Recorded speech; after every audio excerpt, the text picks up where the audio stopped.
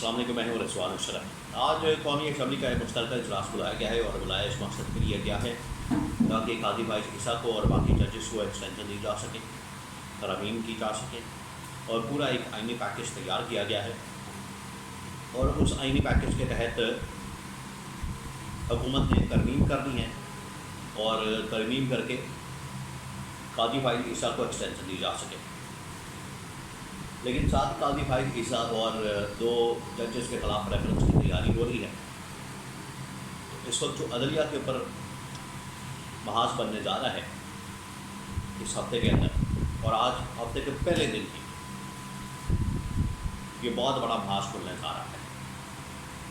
پہلی پاکستان کے اندر استحکام نہیں ہے، ملک کے اندر نہ سیاسی استحکام ہے نہ معاشی استحکام ہے، اوپر سے یہ جو عدلیہ کے محاذ کے اوپر اتنا بڑا ایک پھٹا ہونے جا رہا ہے، اتنا بڑا محاذ کھلنے جا رہا ہے، اس کی وجہ سے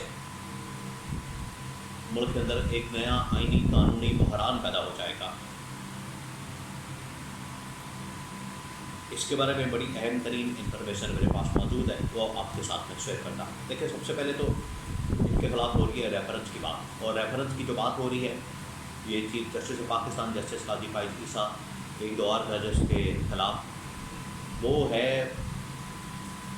کہ اتنی اہم ترین پوزیشن کے اوپر ہونے کے باوجود ان کو آئین کا بنیادی جو اسٹرکچر ہے اس کا بھی اندازہ ہے۔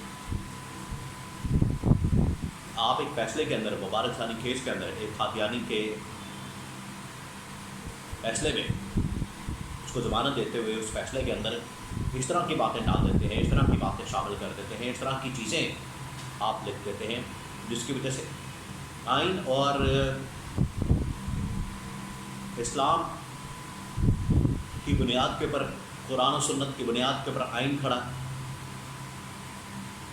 تو جب آپ آئین کے اوپر حملہ کرتے ہیں اور اگر آپ قرآن و سنت کے اوپر حملہ کرتے ہیں اس کا مطلب ہے کہ وہ آئین کے خلاف بھی ہے اور قرآن و سنت کے خلاف بھی ہے۔ اور یہاں سے کچھ ایسی شکیں نکلی جو کہ قرآن کے متعلق اور ختم نبوت کے متعلق تھی، تو اس کی وجہ سے ایک پورا ہنگامہ برپا ہو گیا اسلام آباد کے اندر یا پورے پاکستان کے اندر۔ لوگوں نے اس کے اوپر شور مچانا شروع کر دیا۔ آخرکار یہ فیصلہ پھر واپس لینا پڑا، اس فیصلے کے اوپر نظر ثانی کرنی پڑی۔ فیصلے کے اوپر جو ہے وہ علماء کرام کو بلا کے یہ فیصلہ کسی طرح سے تبدیل کرنا پڑا۔ اس فیصلے کے اوپر جو ہے وہ معاملہ آخرکار چینج کرنا پڑا،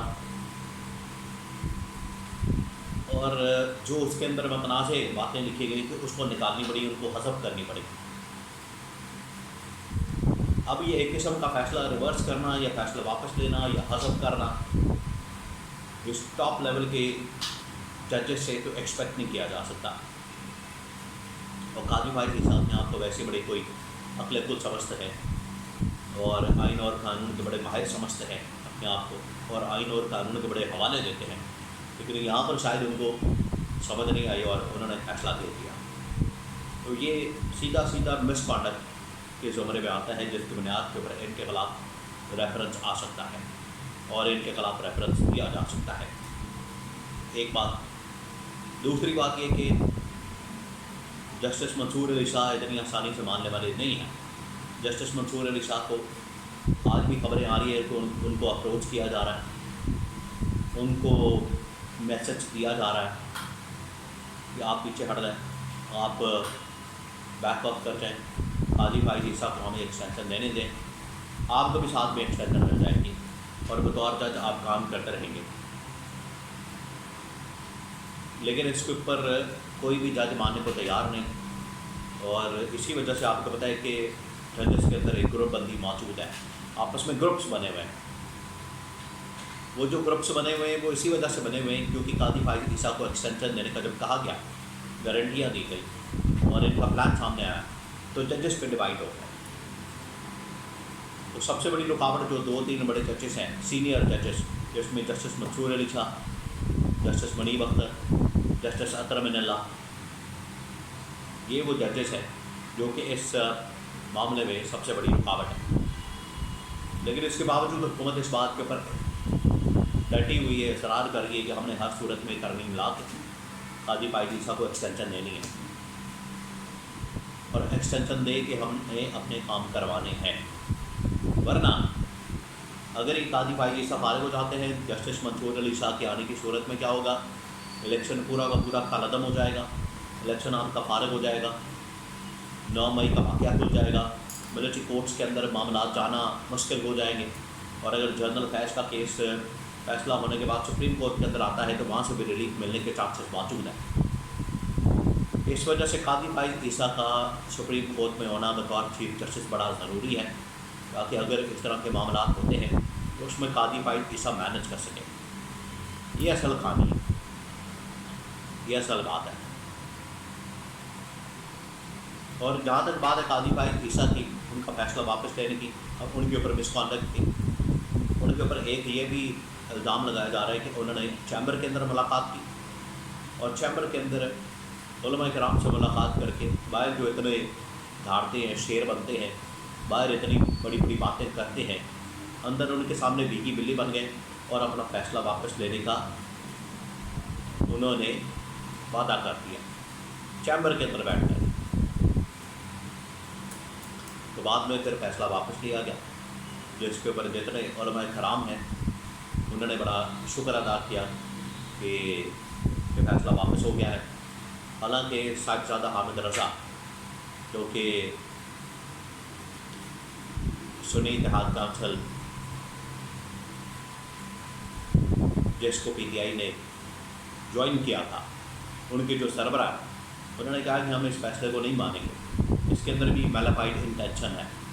بات یہ طے ہوئی تھی کہ جو نیشنل اسمبلی ہے، پارلیمنٹ ہے، وہ قرارداد پاس کر کے حکومت کو کہے گی، حکومت جائے گی سپریم کورٹ میں، اور کیوریٹو جو رویو ہے وہ ڈالا جائے گا، داخل کیا جائے گا، اپیل کی جائے گی، اور تب فیصلے کو ریورس کیا جائے گا. لیکن یہاں سے پنجاب گورنمنٹ آ گئی، اور پنجاب گورنمنٹ نے آ کے اس فیصلے کے اوپر نظر ثانی کا کہا یا ریویو کا کہا، تو یہ اب معاملہ آگے چلا ہے. تو صاحبزادہ حامد رضا نے کہا کہ منصوبہ کچھ بنا تھا، پلان کچھ ہوا تھا، لیکن یہاں سے کچھ اور ہی نکلا ہے. تو کچھ لوگ اپنے تحفظات کا اظہار کریں اس معاملے کے اوپر، لیکن جہاں تک قاضی پائز عیسیٰ اور ججز کی بات ہے تو وہ بری طرح سے ایکسپوز ہو گئے، اور ان کے ایکسپوز ہونے سے، ٹاپ لیول کے ججز کے ایکسپوز ہونے سے پتہ لگ گیا ہے کہ ان کو